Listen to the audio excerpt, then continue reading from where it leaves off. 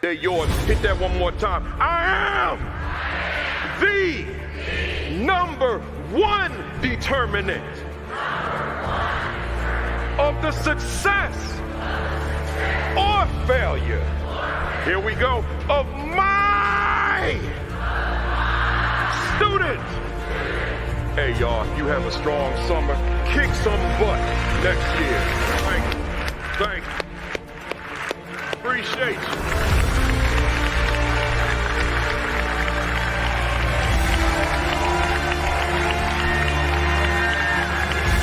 That's the mindset. That's the attitude. Love you guys.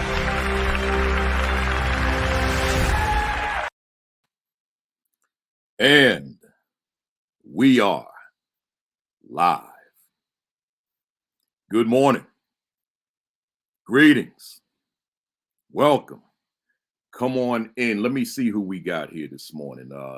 We got my man Ricardo Giannis in the building. Let me know where you all are coming from too. We got Demetrius Scott been with us. I think he's been 94 strong. We got Janine Wilkins all the way from Alaska. We got Marsha Poe. We got LaQuinn Stewart, my man Nikki Tolbert, my man Michael Benton, Houday coming up tomorrow. John Hurix. Good to see you too, John. Good to see you out there in Dallas. I mean, you might still be there right now at the TAPC conference. Pierre P.C. Bundu out there in Dallas. Renee Graham, Jersey in the building. Tony Jones, Cindy Jones, Alabama. Jennifer Bort. I'm going to get that right one day. I'm just going to go to Mapes. So Jennifer Mapes, Seattle, Washington. I'm flying into Seattle in about 2 days. Willie Lanier, AJ Bianco out here in Jersey. Good to see you, my brother. Arcella Austria in the building. Pamela Marcus, Rashard Davis, Vegas Lights in the building. Rodney Williams is here and on fire. Cynthia Farmer, Otis Kitchen, Principal Kitchens in the building. Hit that share button. He's out there in Tampa. It's probably blazing hot down there. Hit that share button when you come in. Hit the retweet. Let them know we're in week 94 consecutively. No breaks. Leslie Roberts is in the building. Liesa Jordette's in the building. My wife, the queen, Kimberly Broughton Kafele, is in the building. Tanya Pugh, Nikki Tolbert, Kelly, I ain't gonna mess with that middle part. Carson is in the building, holding it down in Milwaukee. We got Principal Tammy Taylor in the building. Cheryl Hood Francis. What we got here? Claudine, where? Oh man, it jumped on me. It jumped. Where was it? I can't find you, Claudine. I can't find your last name, but I know you here. I appreciate you. Kathy Moore from Nutley's in the building. Alan Cowart, JS, MPA, Jaguar, Tiffany Curry, Jasmine Harris, Lawana, Vanessa Zeskin, Scott Caldwell, Rashid Noor. They're all in the building. Kimberly Isaac Burrell. Champion Principal, my man, Tuscaloosa. Got to get back down there. Mrs. Yolanda McKinney is in the building, holding it down in Little Rock, Arkansas. We got Priscilla Dunson Lee, MPA Jaguars, Tony McClenny, Grace Castaneda, and I'm getting ready to get it going, y'all. Nierka Coy Bush, Lysandra Bracken, Cynthia Farmer, they're all in the building. Look here, y'all. It's that time. It is 11 o'clock. Hit the share button for me. Hit the retweet button for me. Let them know I'm here. Got a dynamite guest too with me. But let me first say to you formally, now that it's 11, good morning. Greetings. Welcome to week 94. I got to say that again, man. Week 94.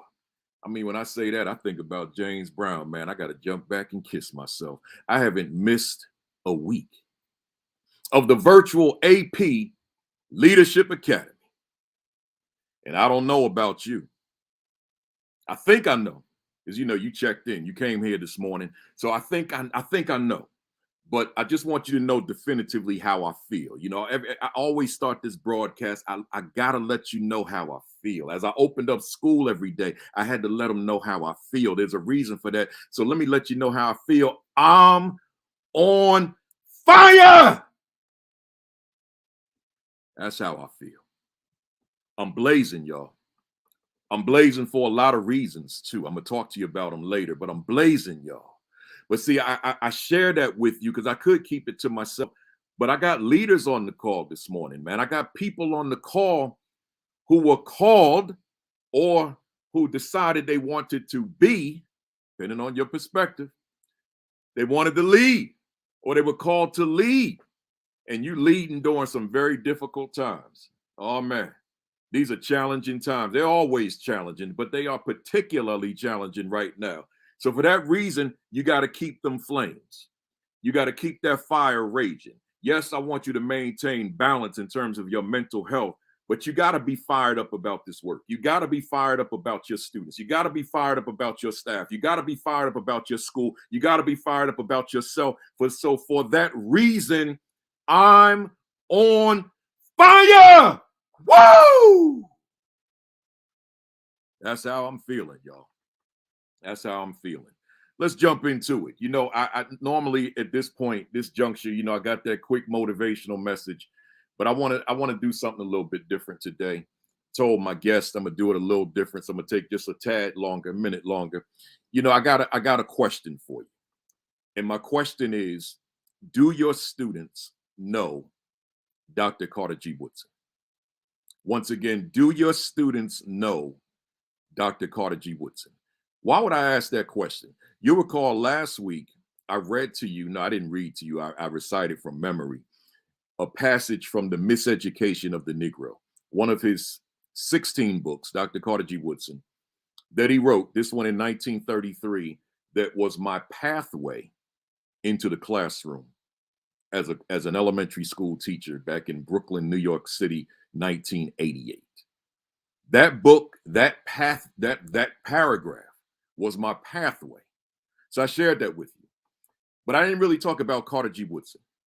And I'm saying, you know, we got leaders on here this morning. We got classroom teachers on here this morning. We got aspiring leaders on here this morning. You can't talk Black history. And I don't mean just during the month of February. I mean just in general. You can't talk Black history. Your discussion, your lesson, your analysis, your critique of Black history, whatever that may mean to you, is not complete if it doesn't have reference to Dr. Carter G. Woodson. Because when we talk about Black History Month, you can't talk about Black History Month without talking about Dr. Carter G. Woodson. Why? Because he created it. He's the founder in what was once known as Negro History Week. Second week of February, to commemorate the birth dates of Frederick Douglass and Abraham Lincoln. A week, you know, sometimes I read on social media, I hear people say, oh man, Black History Month, it's the shortest month of the year. But that tells me when I hear that, they don't know the history. The month, that particular month was deliberately selected, right, for the reason I just gave you. But here, Carter G. Woodson, born of former slaves, former enslaved Africans in New Canton, Virginia, a sharecropper, a miner until the age of 20, and then went on to high school. So he went on to high school at the age of 20, graduated in 2 years, went on to Berea College in Kentucky, undergraduate school. From there, the University of Chicago with his master's, and then Harvard University. Graduated in 1912, the second African-American to receive a PhD from Harvard University behind W.E.B. Du Bois in 1895. He went on and created the Association for the Study of Negro Life and History in 1915. So that was the organization, the vehicle, if you will, to disseminate the story, the history, the narrative of Black people. Not just in America, but the entire African diaspora.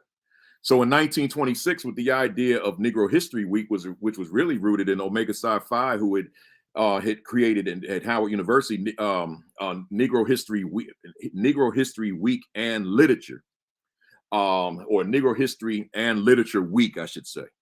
In 1924, And then that gave the idea of a broader celebration, a broader way of studying the history with Negro History Week in 1926.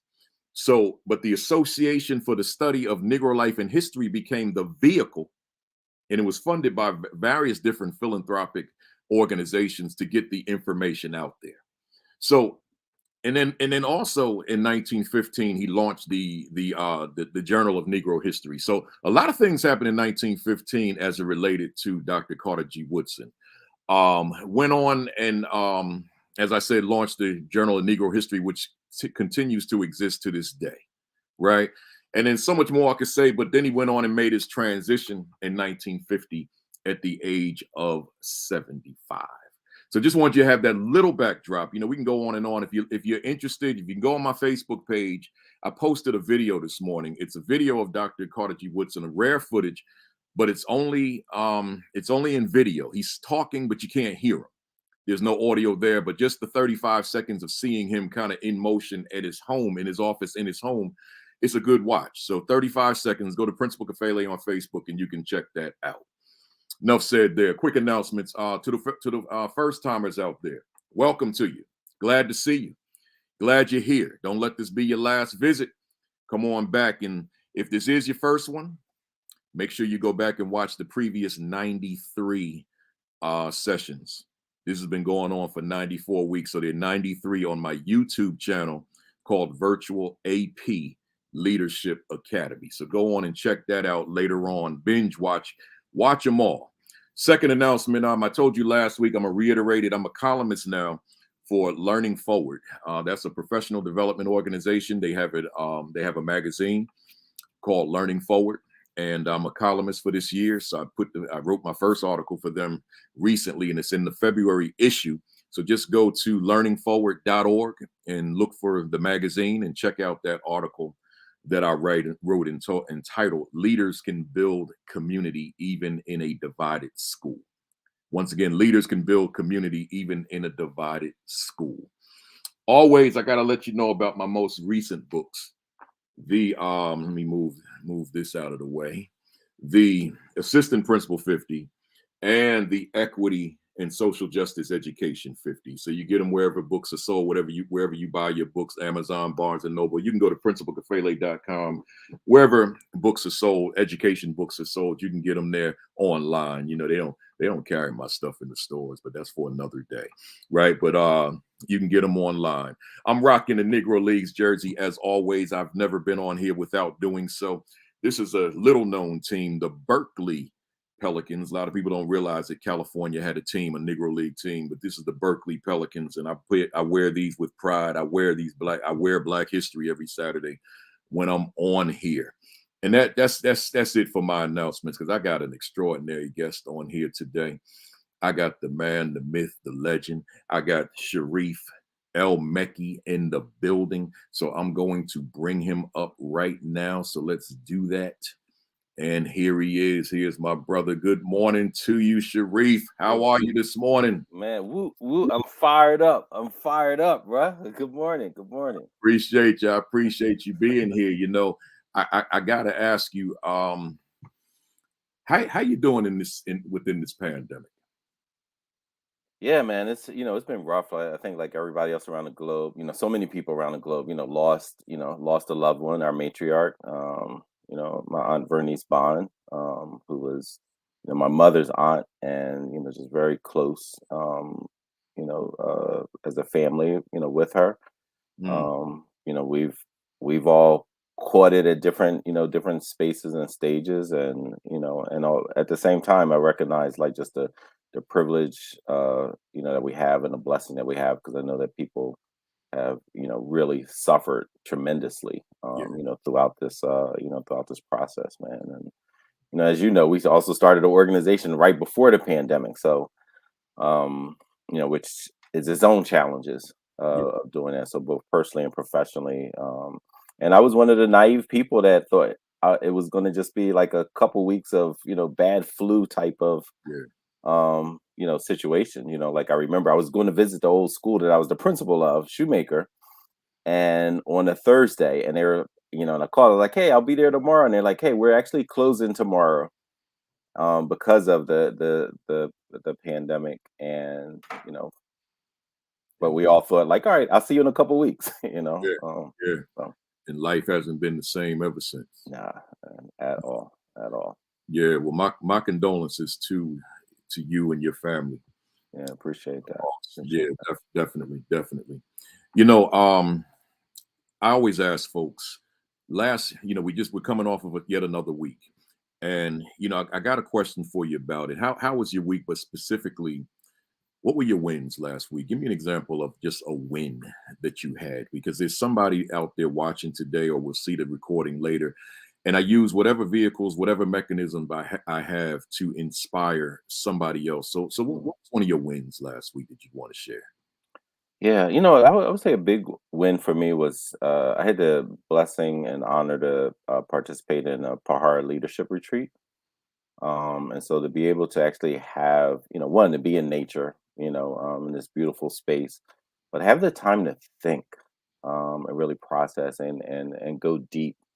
And I think, particularly as educators, that reflection time, we preach it a lot, but then how often are we, carving out the space, making space, protecting the space and time to actually do that?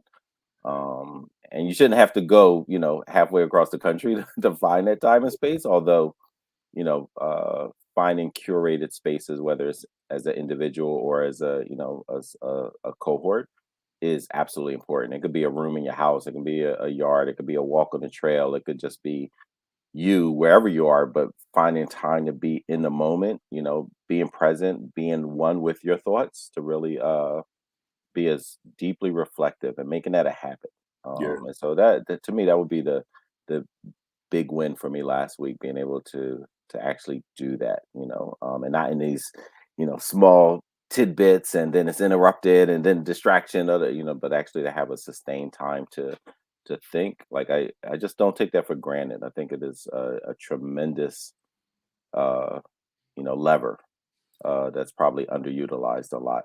absolutely. And I keep the folks on the call now. They know why I have this, Hmm. I can and imagine. I bring this with me everywhere I go. I don't have like multiple mirrors. This is the one. Mhm. And I have it with me on these broadcasts, and I preach the sermon. They all know. So you hear another voice, somebody out there that doesn't engage in that self-reflection, that you got to carve out time. It's Yeah, got to be a part of your routine, right? It's yeah. got to be a part of your repertoire of who you are as leader, who you are as person. You just got to get into you.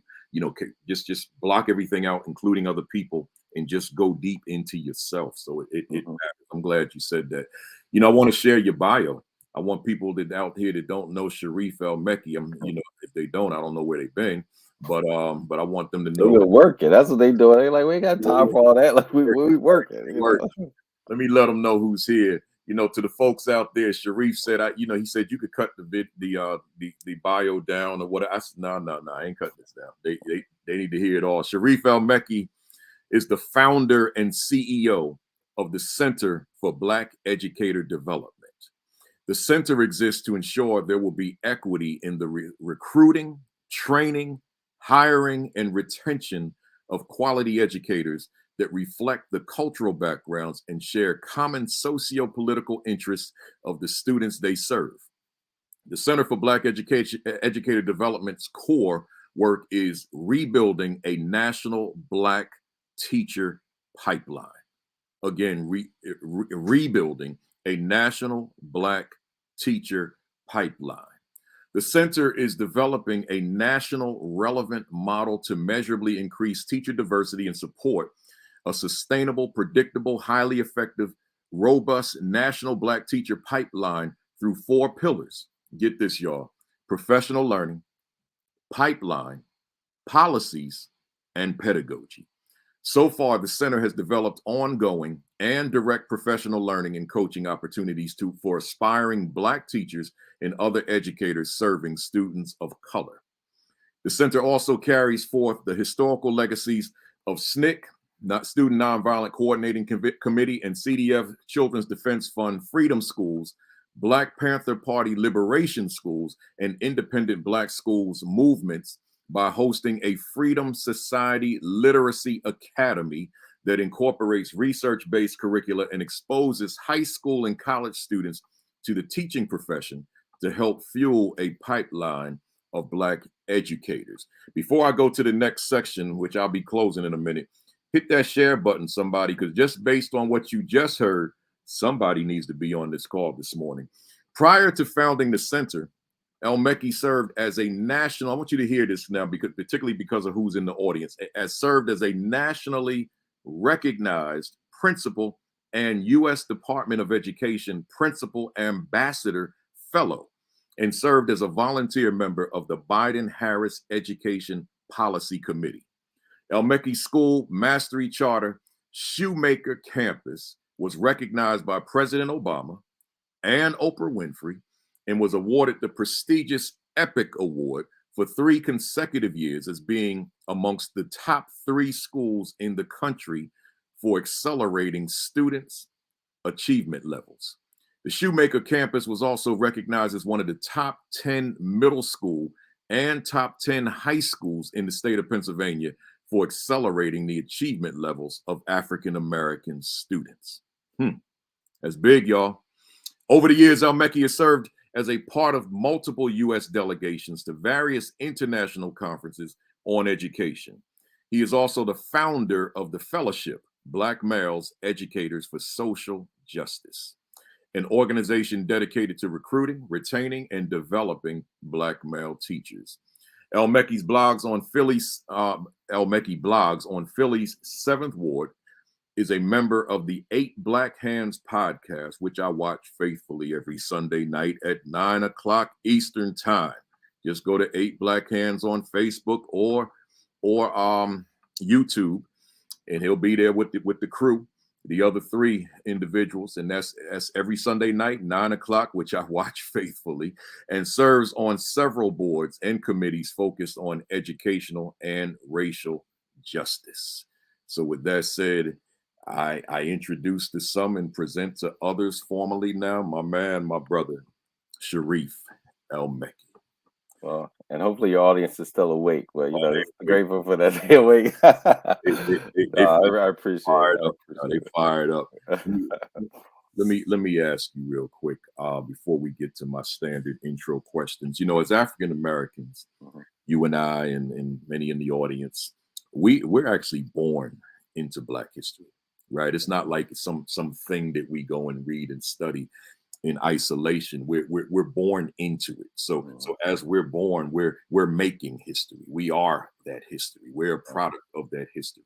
So with you, I think about you a lot. Our mutual friend Zaid Muhammad brings your name up to me a lot. I even texted him and told him to be on here watching this morning, right? And that's my bro. Yeah.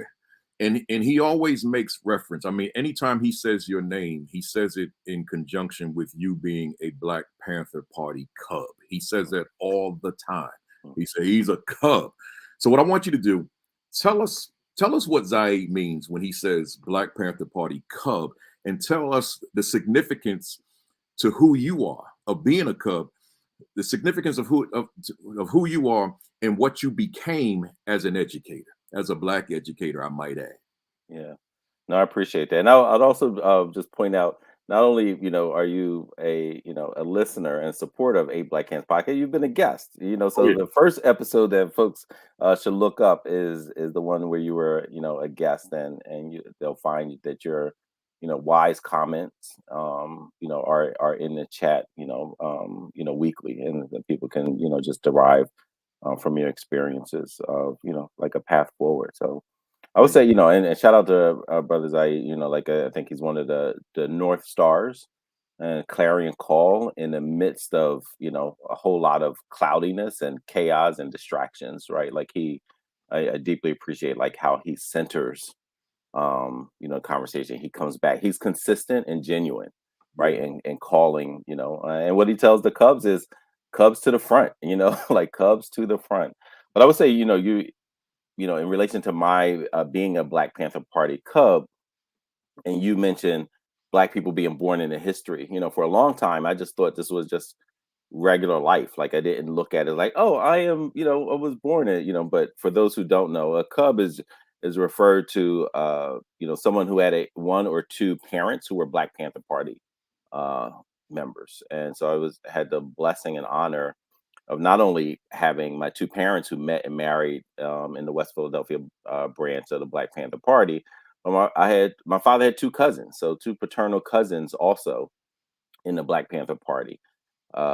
And so, so being in that type of environment and ecosystem, along with the community, I think you have a particular orientation growing up, and I would say the foundation of it is like love for the community, right? Like, and so everything started with your love for the community, your responsibility to the community, and what does that mean? So as someone who originally wanted to be a lawyer, I went Mm, to school thinking like, because from my upbringing and my experiences, what I saw a lot, like very tangible, was police brutality. Police occupation in our communities, police, and not just, a lot of times people think about like, who was shot by police or mass incarceration, but we recognize as Cubs, like mass incarceration started a long time ago. That was in the 60s, when people who are still locked up, during, from that time, you know, but not just the, who got shot, but like just the constant verbal abuse, the physical abuse, all the things that happen up until being murdered and incarcerated, like happen, just the overall experience of being, police who are in communities and that they don't respect, that they have contempt for, and then are, motivated. So I grew up in the childhood of a Frank Rizzo, who was so racist that he was, as a police chief, that he was rewarded by Philadelphia to become the mayor, yeah. right? Like you fail, talking about failing up. This is not failing. This is actually rewarded for the brutality. And so all of that was the context of like, you know what, I know I want to do some type of support to my community, so I want to become a lawyer. And it was a Black man, an educator, Dr. Martin Ryder, who pointed out, I see that activism, young man, the purest form of activism is teaching Black children well. Yeah. That hearing that, and him talking to us about the connections between educational justice and racial justice, that kind of watered the seeds that were already planted in me by my parents and by my community to look at education, right? And so it was already there. I went to a school started by activists, Nithamu Sasa, that was hell bent on creating a different learning experience and environment for Black children. Mm, I'll send you later like a small clip. We were able to get a small grant with some of my schoolmates, and one of the teachers was able to create like a 10-minute documentary under Precious Places, Scribe Video, Louis Messiah and his leadership. We're so grateful for that. But they fund community groups to tell their story. And so there's a 10-minute story, a 10-minute window into some of the experience I had as a young child. And mm. so all of those things, I think, were the seeds that then, when I became an educator, that was the orientation I was coming in with. I love it. I love it. So one more, in terms of the history, then I'm gonna get into some of this content. Again, we're in the midst of this month. We know that this, I say to folks all the time, especially those that say, well, it's just a month. I say, for me, Black History Month is a launching pad. Yeah, It's it's exactly. it's the launch pad for me into March, into Mhm. April, into May, into September, into December, into January, and then I come back to that focus in February where we zero in, right? And then that's my springboard again. That's my launch pad again for the year, right? That's how I treat it. So Love it. it's not a 1 month isolation. It's just that I got to start somewhere every year. So Mhm. my new year may not be January. My new year might be February, right? Mhm. Mhm. So with that being said, my question to you, what does our story mean to you? You don't have to give me the super long because I got a lot of questions, right? Okay. All What right. what is what does our story mean to you as a man, as an educator, as a principal? And is there a correlation between our story and who you are? Oh, 100%. And I appreciate like how you describe February as a launching pad. I describe it very similarly. And growing up, we were taught that it's a kind of a launching pad as well as an accountability time, right? What will you do, but also what have you done? Yeah. Since the last time, because every day is a Black History moment every day, and it should not be compartmentalized in a like, oh, this is your time, this is your space. And even Dr. Carter G. Woodson said, like, listen, if you're celebrating this just for the pageantry, don't bother. Right. This is about far beyond that. It's about understanding who you are, where you are, what's your positionality in the space. As Franz Fanon said, like, it's your opportunity as a generation to determine whether you're going to betray your destiny or embrace it and move it forward, right? And so for me, that's a big part of it, like living up to Franz Fanon's, his uh, warning, his understanding of embrace your destiny or betray it. And I think this is, history gives you the opportunity to do that, to connect the dots, to understand that Sankofa moment. Where was I? What do I need to retrieve? What do I need to take in order to move forward? And then also, what am I passing on to the next generation? Like, what is the baton that I'm passing along? Yeah. And you mentioned Franz Fanon, and for those of you out there that are not familiar with that name, um, look up "The Wretched of the Earth." That's one of the that's the core book, I guess. And look up "The Wretched of the Earth," and maybe that's a book you may want to add to your library. Franz Fanon, Fanon, right? So therefore, Sharif, as an educator, who is Sharif El Meki? Yeah, I mean, I think number one, I'm a servant leader is what I aspire to be. The most. That's my orientation. That's what I want to aspire to. That's my accountability mechanism that I hold myself to, but also ask the people that I serve to hold me to. I think for me, that's probably one of the most important aspects of it. Like, how do we serve? Back to that purest form of activism. How Mhm. can I be an activist that's serving in the purest way, which starts with mindset, right? And so, educator that's grounded in principles of servant leadership, that Black Panther Party uh, framing and paradigm of love for the community. And now as an approaching elder, now really thinking about, you know, uh, who's next, right? What's helping the help that's on the way? Because we know help is on the way, right? We know that. We Yeah. know that our youth. Someone once asked this revolutionary that they had arrested. Yeah, what's up now? You were all big and bad, and da da da da. Where's your help now? And he said they're on the laps of their mothers. There you go. That's where they are. And I look at that and I think, you know what? They're in the classrooms. They're on the laps of their mothers. They're in the bellies of their mothers. They're in our classrooms. They're in our communities. That's where the help is. And so for me as an educator, really thinking about them and just the humility that it calls for to know, and the awesome responsibility to Yeah. know that you might have you know some impact or some influence with who's going to take this work forward. So you said being a servant, Hmm. and I want to remind somebody out there, it's easy. It's easy to ego trip Oh in yeah, this business called leadership. It, yeah, it really is. If one doesn't catch oneself, and we have to always remember, it's about these children. mhm, It's about the growth and development of our staff. It's about the community. It's if we're just the servant, yeah, we'll get rewarded. Yeah, we'll be blessed, but it ain't about us, right? It's about that young person. So Sharif, you made a decision to become a principal, and you did it for a long time, and that's where I want to go with this now. You yeah, you did it for a long time.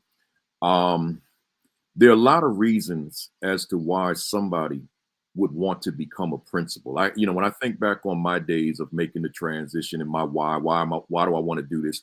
Well, there were a lot of reasons, to be quite frank with you, but there was one that was driving everything else.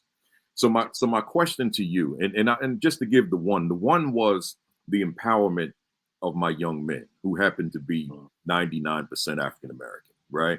So that was the one that drove everything else. My question to you, of the reasons that you decided I want to lead a school, was there that one or that two that you said, this kind of supersedes everything else? This is really why I have to get in here, and my work is not done if this is not accomplished. Did you have one of those? You know, I did, but I came into the principalship reluctantly. I came in kicking and screaming. You know, I declined the position for, you know, for quite some time. You know, I even had a colleague, you know, we were teachers, the only two black men who were full-time teachers in the school, Paul Jordan, who said, bruh, you need to do that. You need to take this on, you know. I remember Cheney University was offering principal certification opportunities that was hosted in my middle school, like the school I worked. You know, they were using the library to, you know, for the region, and I didn't want to go. I didn't, you know, I was, and it's interesting because, you know, other people sometimes see, you know, you have mentors, and Chris Stewart talks about this a lot on the A Black Can. You have mentorship, and then you have sponsorship. Yeah. And one of my sponsors said, like, you know what? I actually kept a napkin. We were at a PD for a long. I kept this napkin, and I wish I still had it. You know, but he had written on there, and we weren't even talking about principalship. We were at a PD. You know, he was the principal. I was a teacher. You know, and a teacher leader, and he wrote on there, "One day you're going to be a great principal." And I held it, but I was just like, bruh, I see your work. I see the grind. Ain't no way in the world that I'm going to do, you know, something like that. And so one day he said, like, hey, Cheney is they're having a orientation, not even orientation, information session about this principalship, this program. And I was like, all right, cool, thanks, you know. And I went on my way. He's like, the next day, or the next, whenever, the day after it happened, it's like, hey, did you go? I was like, no, I didn't go. I was tutoring the kids, so I couldn't go to the orientation. He's like, well, it's another one next week. I was like, all right, cool.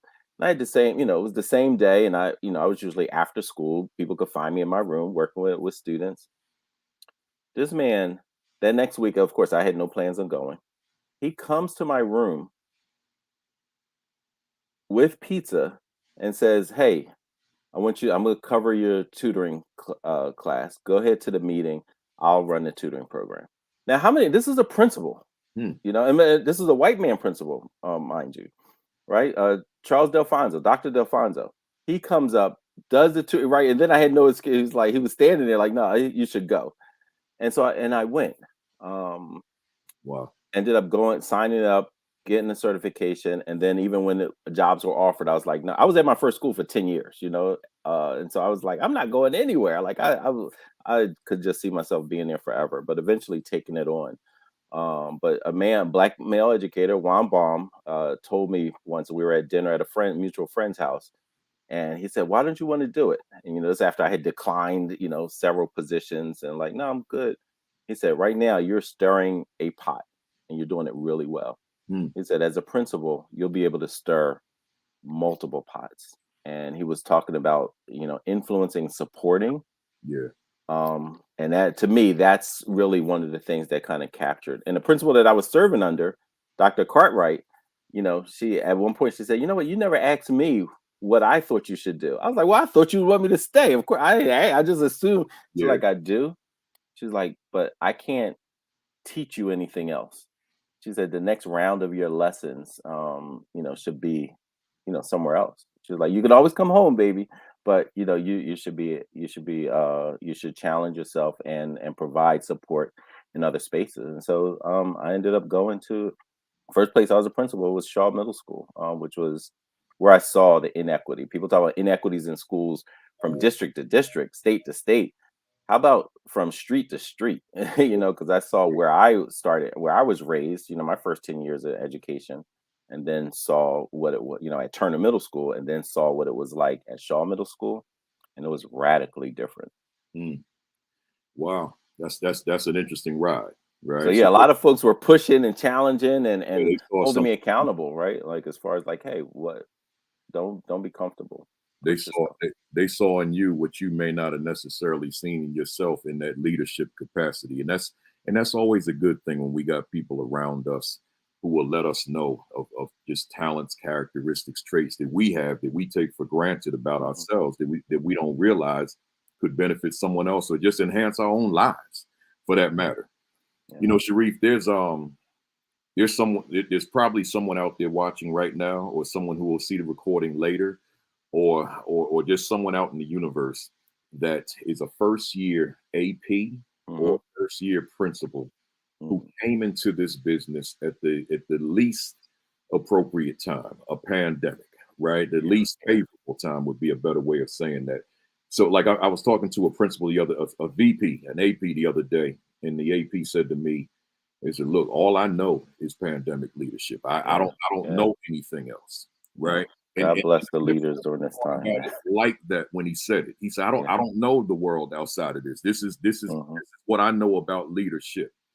But you got others out there, and they're frustrated. They tell me, I hear it all the time. I'm frustrated. I'm new to this. This is not what I signed up for.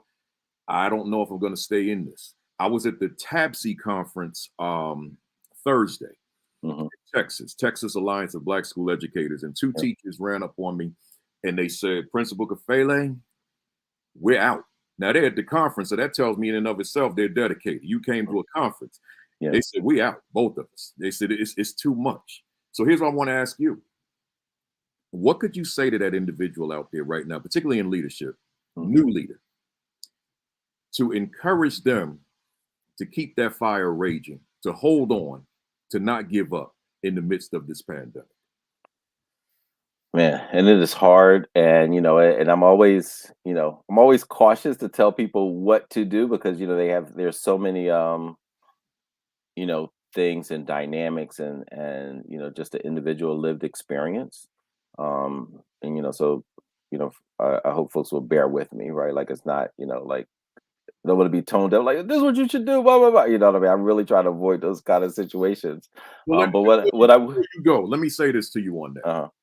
That's the purpose of this platform. People come on to this. Matter of fact, Sherry, let me say this to you. People come on to this platform because they're looking for answers, right? It's people come and listen to me speak because they're looking for answers. When I first met you, I was looking for an answer. Like, and I courted you over lunch. Like, yo, let me interrupt your lunch, bro. I need to talk to you.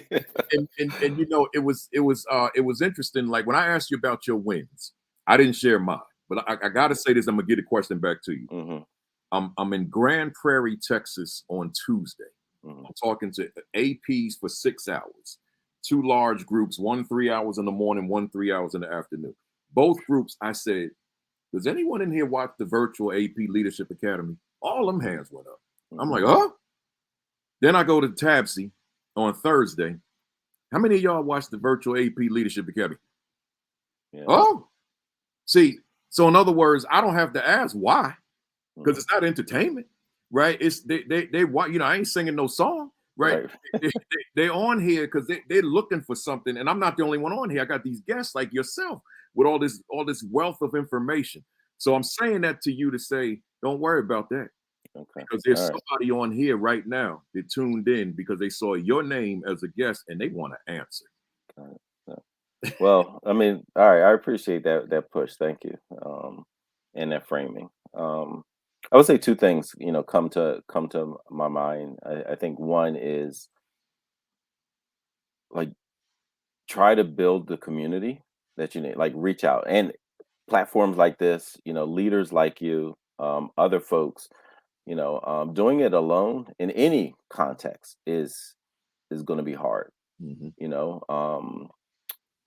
and so going it together, being in community with others, reminding each other of the whys. That's one thing. For me, one of the things that really sticks out to me, and again, talking about Dr. Carter G. Woodson, is because I think it's still the same. And so for me, like that's still part of the essence of why we do this work when we're talking about like our children. He has a quote that Dr. Jarvis Gibbons, put in his book, Fugitive Pedagogy, where he says, Dr. Carter G. Woodson said, there would be no lynching if it weren't for the schoolhouse. There would be no lynching if it weren't for the schoolhouse. If we think about that today, the intellectual, the cultural, the emotional lynching of our students, and how the schoolhouse, their experiences in schools and districts and systems, is the catalyst for their lynching. What does it mean if we leave? What does it mean if we're not building community, amassing power, organizing from within to do that? Like, what does that mean? The second piece is, I think, is what do we tell the students that we leave behind? Yeah. And like, what does it mean for a child to see, like, yes, it's hard for my teacher and they left me. It's hard for my principal, my assistant principal, and they left me. And not to do like a guilt thing, like, hey, don't, because you still have to like be deep and reflective and all those kind of things and weigh out. But can it be done in community with others? Before you make that decision to leave. Have you developed the systems, the community, the supports, and have we done that for each other, right? And so even folks who are staying, how are you? Mary Church Terrell, another Black Educator Hall of Famer, she said, we lift as we climb, right? We lift as we climb. And if we leave and we're not doing the lifting, who's left to do the climbing? Yeah. Right? Chief Seattle, Native American leader, said, you know what? We don't, children don't inherit the earth from us. We borrow it from them. So we say that in the educational context, in the school context, the children, again, centering them, like, what does it mean? And not saying like, hey, you as an individual, but systematically, what happens if we all say, you know what, we're out? I just shudder at thinking of what do students think and see when they already see, particularly Black, Brown, Indigenous, poor communities, they're already thinking about broken promises, abandonment, and things like that in different situations, particularly in schools. We're talking about, the intellectual, cultural, emotional lynching that may occur, that they may have experienced. Mm-hmm. And if we also say like, hey, we out, and so I would just say like, not to do it rashly, not to do it we're intellectuals doing deeply emotional work, but we shouldn't be led by the emotion. Right. A lot of what you said reminded me of the African proverb, I am because we are. Because we are. Yeah. Because we are, I am. So with that question, what I hear you saying is you can't operate in isolation. There are people, and you need to network with them. You need to endear yourself to them, right? But you can't do this thing alone, right? Now, obviously, as a new administrator in the building, a lot of your allies, theoretically, they're in the building, but in the moment, they may not be the ones that you're looking for. Those allies might be other principals who are in the same predicament that you are, that understand your world. Teacher may not understand your world, but you understand it. But those others, because there are neighboring schools, and then there's this thing called the internet, right? And this thing called social media, where we can find those folks. I got my guy right now, Carlos Baggage, is on the call down there in Alabama. I think he's in Phoenix City, and he's a first-year principal, and he's always on here. And somebody out there, you may want to reach out to him, right? He's been in administration for just a minute, right? And he's someone that someone may want to reach out to, so you guys can kind of talk it through relative to whatever your struggles may be compared to the struggles that he may be facing right now, right? So Sharif, your bio, it reads that you served as a nationally recognized principal and U.S. Department of Education principal ambassador, and obviously that's a big deal, right? It's a very big deal, because most of us are not going to reach that status. But here's the thing: you being recognized, it wasn't a thing where the totality of your principalship was being recognized. There were aspects of it. There were certain things that sort of stood head and shoulder above other things. Like, I think about my leadership. I think about presentations that I do. I don't talk about the totality of my principalship. I tend to gravitate to those things that I was most passionate about, those particular experiences, those particular strategies, those particular things that I did as a leader. And me getting whatever recognition I had, those were the things that people saw. So I want to ask you, to that end, what aspects of your leadership do you believe were the difference makers toward your school gaining national recognition? And I ask a question like this because of our audience. You know, we got a lot of new administrators on here. We got a lot of folks who are trying to find their way. So what was it about your leadership that, yeah, this is what was taking us over the top? Yeah, yeah. No, I think that's such a great question. You know, people, often ask like, "Oh, what was done? What were they?" But I don't think I've been asked in that, in this way. So I really appreciate the question. And I think for us, it was this idea of, how do you go beyond rhetoric and get results? I think that was it, because I see a lot of folks who are, using the rhetoric. I mean, but Thomas Sankara said, listen, our revolution isn't about flowery words, and cute sayings. It's about the work. And so when I think about that, I think, what was the work? And as the principals, as leaders, we have to understand the job and then the work, and being able to understand the difference. A lot of people are good at their job, but not great at the work. Mm. But if you're great at the work and good at the job, you understand the systems that you need to develop to make your school effective. But you understand the work goes beyond that you're a school within a community. And for us, I think the major difference, or the kind of the catalyst for some of the recognition, was that we recognized that we were a part of a community. Mm. And that the parents who sent their children to us, who trusted us with their children, their most prized, vulnerable, resource as a family, where are their children. And so for us to build in the aspirations of that they had for the children, not us telling them, here's what we do as a school, blah, blah, but understanding what are your aspirations for your child, okay, and then making a promise. We used to say, no broken promises. And of course, we broke promises as human beings, as educators who are imperfect.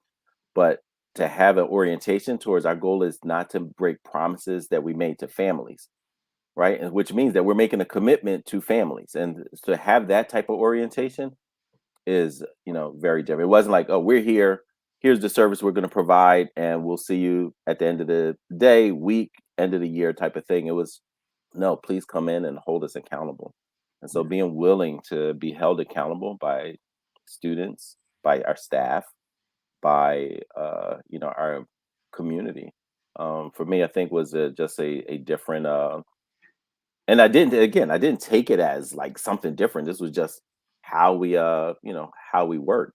I think somebody showed really pointed it out at some point. We had a Title I audit, and in the Title I audit, Title I, you're supposed to have high poverty school, 10% of your you know uh budget is supposed to be parental engagement, things like that.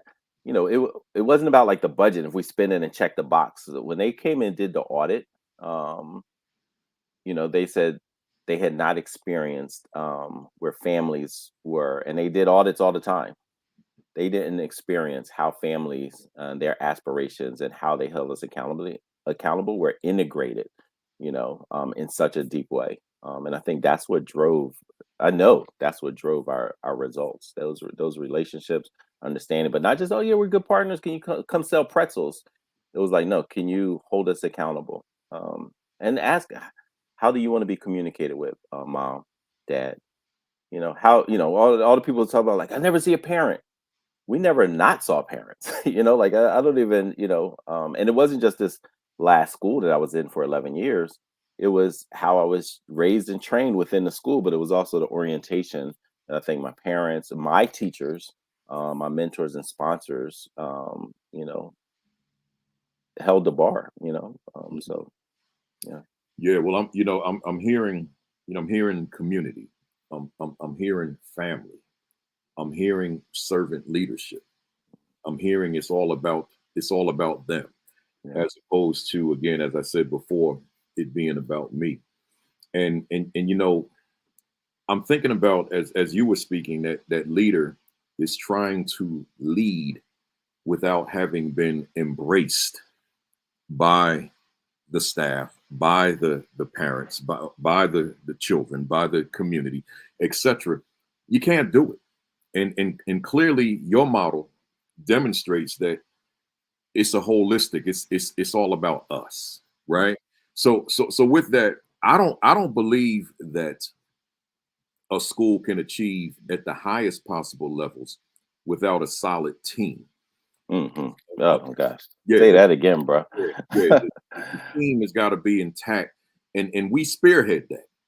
And but the staff, they've got to embrace you as a leader, Sharif El Meki, your leadership, and I always make the distinction between the leader and the leadership, right? So the leader is the individual, but the leadership is that whole process of leading. So that staff has to be able to embrace the leader, the leadership, your leadership purpose, your leadership mission, your leadership vision, your leadership goals, and then the school mission and the school vision. So I want you to talk to us about how you were able to build an extraordinary team of educators who were more than willing to embrace and rally around your leadership. Yeah. Listen, you're you know, it's not surprising. Like, you were spot on, and just for folks know, like, I didn't see these questions beforehand, and but these are, I think these are the right questions for a virtual leadership academy. I think this is, for me, top talent is everything. Having a team that can, and it goes back to what you said about, like, it has to be without the ego driven leadership, because it's not about you, it's really about your team. And there's no effective school without an effective team. Like, it just can't happen. It's like anything else in life, and sometimes we forget it. We think it only applies to sports, but it doesn't apply to schools. That's ridiculous. It applies to schools, it applies to life. And I think, for us at the Center for Black Educator Development, the two things I really think, we think about a lot are, one, what are the competencies? And again, you talk about, like, and this is why platforms like this and your work is in your books, your speaking, there's platforms, the new column that I'm looking forward to checking out is so important, because so many uh, leaders are trained on how to work in schools, but not trained on and developed on how to work in communities. Right. Right? That's a big difference. And there's so many people who don't understand the difference.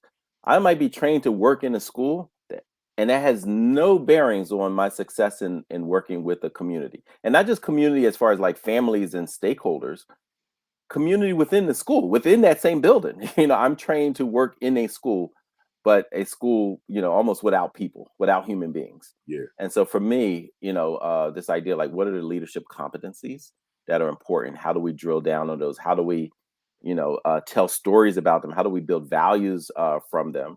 And then this idea of, like, a lot of our professional development that we provide is around the mindset.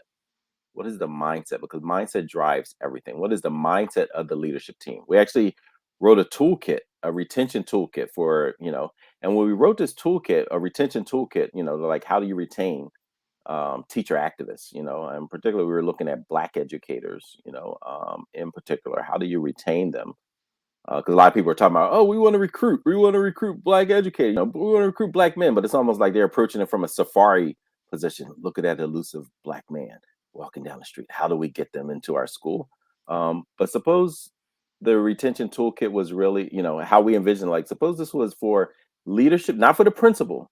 We wrote this toolkit for leadership teams and principal supervisors. That's the two stakeholders that we wrote about, because principal supervisor, too many principals say, my supervisor has no idea. They're disconnected from the work. They're asking me about bulletin boards when what I really need help is XYZ, like the deeper work.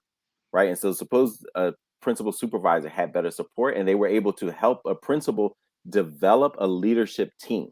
Not what are you doing as this individual, and did you speak at this in this assembly? Did you do this? Did you send this? all that, and how are you developing your team? How are you leading this leadership team? Which, from our feedback from principals, like that is one of the things that they get the least amount of feedback, support, coaching around, is how to develop other adults who are supposed to help them lead and guide this ship. And so for us, those are, it's absolutely crucial. But it's mindset. It's what is the mindset of the leadership team? Yeah, well, your response takes me right into my next question, and I'll preface it by saying school culture Mm. is everything, Oh, right? I mean, I'll preach that sermon yeah. until I Yeah. talk anymore, right? School culture is everything, Hmm. and if the culture outside of a school has challenges, it has immense challenges. The school doesn't have to be reflective of what's happening outside of the walls of the school. I say to folks on here and my audiences all the time that we may not necessarily have influence over what happens outside of the walls of our school. We may have some degree of influence depending on what we're engaged in outside of the school. But in terms of our true capacity as principal, we don't have that much control over that, or influence over that is my word of choice. But the school building, not only do we have influence, but one must know they have influence. One must believe they have influence, or how are you going to move the needle from point A to point B? Hmm. So school culture, the outcomes relative to culture are really predictable, right? Yep. So under your leadership, then talk to us about the emphasis that you placed on culture, on the culture of the building within the school, toward leading the effort of creating a culture of excellence. Yeah. I mean, you're again spot on. There is no more important thing, and than school culture, and it's often looked at as how children are behaving. And I think that's probably the biggest misconception Absolutely. about school. School culture is about the adults. What are the adults doing? How do the adults interact? What do the adults think about the communities that they're serving in? Like for me, those are, and part of the leader as a principal, assistant principal, and school leadership team, the school culture piece is who's holding the bar. First of all, who's identifying and saying, here's the bar, and then our collective responsibility to maintain the bar and calling people in and out when that bar is not maintained, including ourselves, especially ourselves, Mhm. right? And holding that, right? And so if we have a school culture where you recognize that you are in service and in partnership with the families who are sending their some, and keep in mind, some families send their children to your school under duress. They don't want to be there. They're zoned there.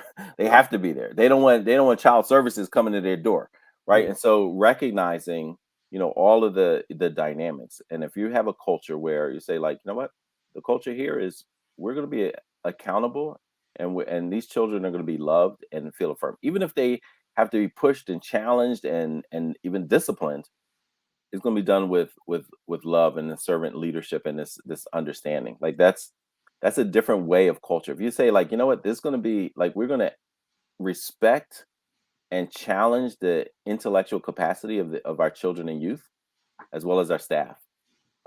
People will be able to see that as walking in the door. People can feel culture walking in, and as you said, even that influences outside, right? Because the culture is something that's not maintained, it's highlighted, and the bar is held by school leaders, but it's influenced and supported by everybody, Yeah. right? Because that senior in high school, we were a 7 through 12 building, and most of my work, my first 15 years was all in middle school.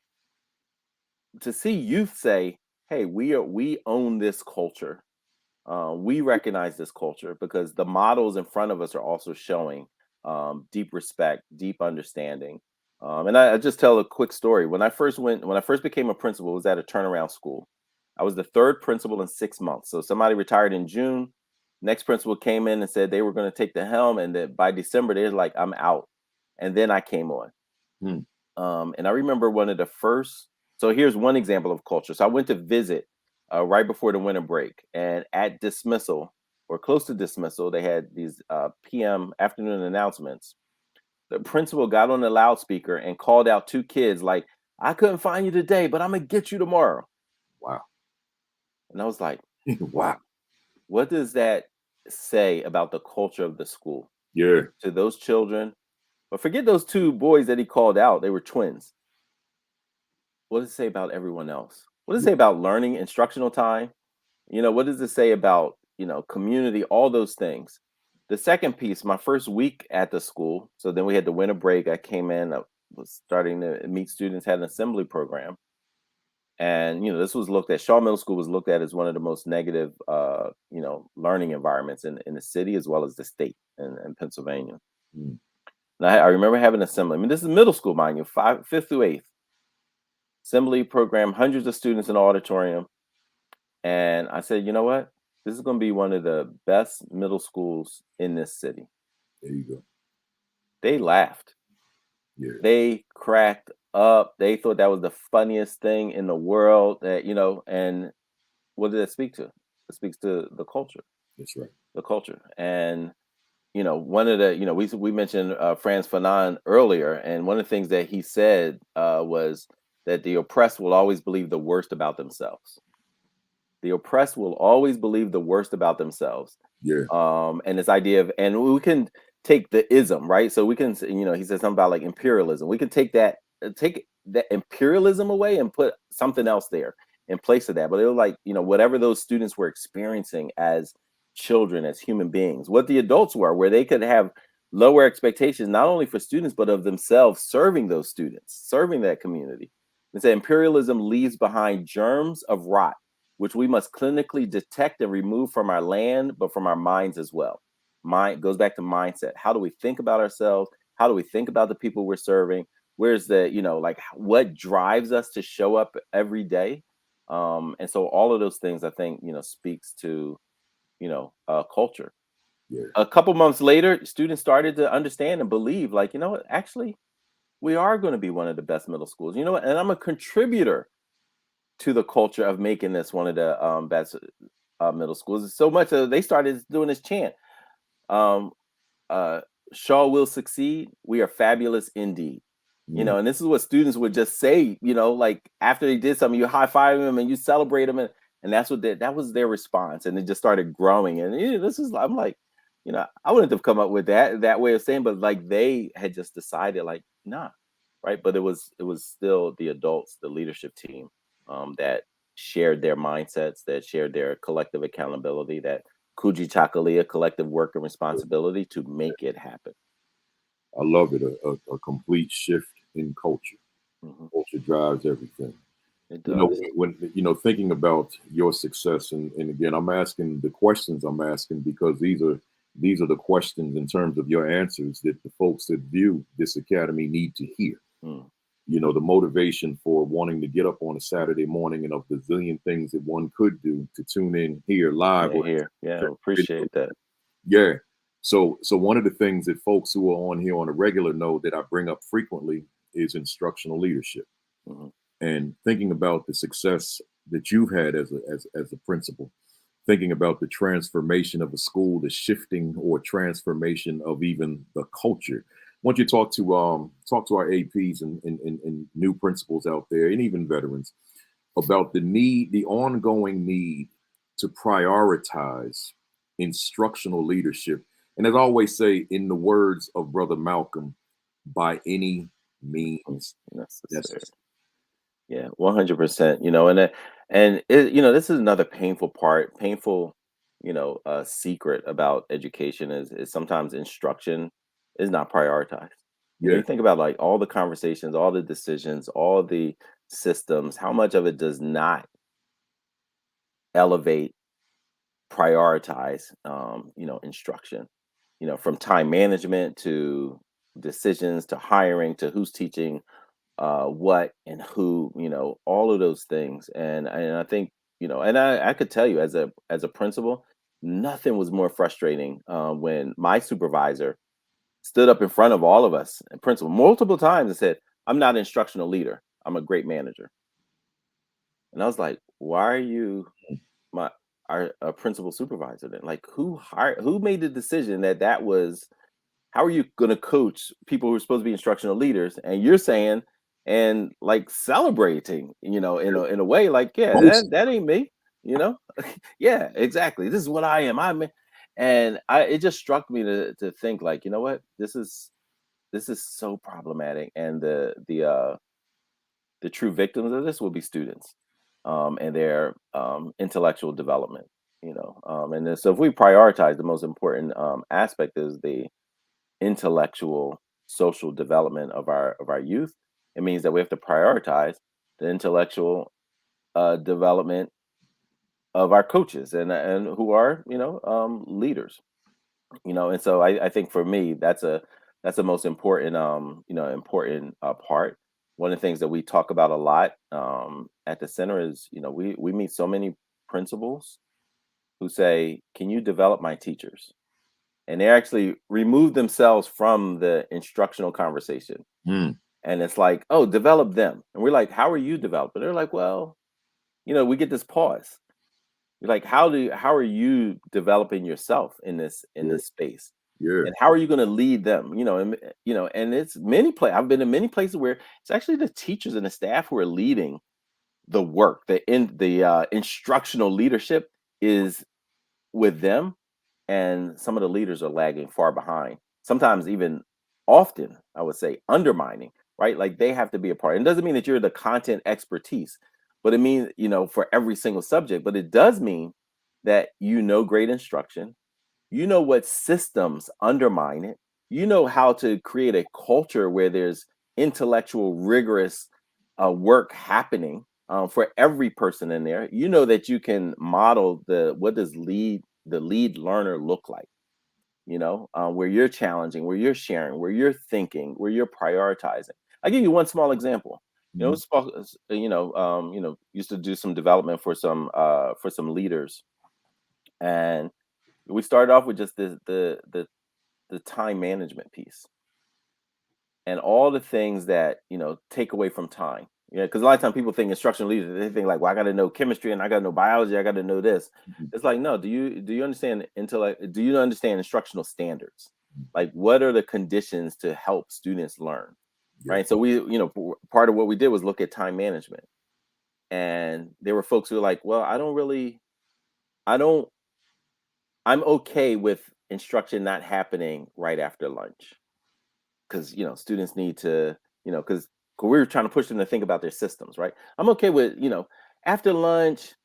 And then someone else said, yeah, and before lunch, kids are little, and and then on Fridays, it's the last day and it's the last hour. And then Mondays, like, these are all the individual, like, like, when do they stop thinking about instruction? Right. And then it was Mondays. Well, they just came back from the weekend, we got to ease in. Well, right after holidays, because we got to ease in. Or right before the holidays, we got to ease in. Like, eventually you're like, yo, all of that's instruction, and it doesn't just mean like the content, but it means instruction, the culture yeah, of a school. yeah, Like, you add all of that up, and when you make announcement, the amount of people who still make announcements in the middle of instruction for something random, so and so, please come to the office, right? Like, that's instructional leadership, because you're talking about not only culture, but you're also talking about, like, instructional times. Is it valued? How do you know? What are the systems that support it? How do people give feedback about instruction? How do they receive feedback about instruction? So all of these things are parts and facets of instructional leadership. You know. I love it, and before I move on, I wanna highlight this comment I just put on the screen. Trinisha Gilbert, she said yes, but the problem goes back to the culture. It's sad that those in the leadership positions don't even come out of their big fancy offices to even be concerned about what's going on inside the classroom. Now, the reason I put this up is because I don't put all comments up. Some of them I'd rather read them first before I do, and I'm trying to focus on my guests. But Right, right, right. this one is relevant, even though it's not something positive, right? Because see, Tranisha, this is why this academy exists, right? It's because, and I want to say this to you real quick. You may be someone new to me because I've never seen your name. I say, and this is me now, that the assistant principalship is the most misunderstood and underutilized position in all of education, period. Every level of education, that position is problematic, right? Because there's no real continuity, um, universality in terms of what it is. Is you go to this school within the same district, it's one way. This school within the same district, same level, they both middle schools, but it's something radically different. So there are some who feel that they can lead from the main office or their office because they don't know better. They think that that's what leadership is because that's the way they've either observed it or were trained or were allowed to be that. So these 94 sessions are all about something other than what you have stated there, which I wanted to put on here because there could be someone out there that thinks that that's what leadership is, right? So yeah, no, assistant principal leadership is being that number 2 person in that building to that principal, but learning all facets of what it is to be a school leader and to engage in all facets of what it is to be a school leader. So that if that person decides to make the transition into the principalship, that person is ready, as opposed to someone like Principal Kafele, who was a full-time disciplinarian for the 1 year I was AP, full-time disciplinarian, full-time cafeteria duty, and full-time teacher inventory clerk and bus duty. Those were my 4 responsibilities. So I had to figure it out as the principal. I don't want others to have to do the same thing. So I appreciate you putting that, giving us that comment, Tranisha, because it needs to be said. Yeah, and that development, man. So many people, as you said, they're people are trained to try to lead through PowerPoints, through Excel documents, through just from a logistical perspective, but not, and even that the logistics often don't align with supporting instruction. So it's and then when we look at the bench, the principal bench, which should be assistant principals, um, how often that's just a murky, convoluted, pathway. Yeah. Let's keep moving.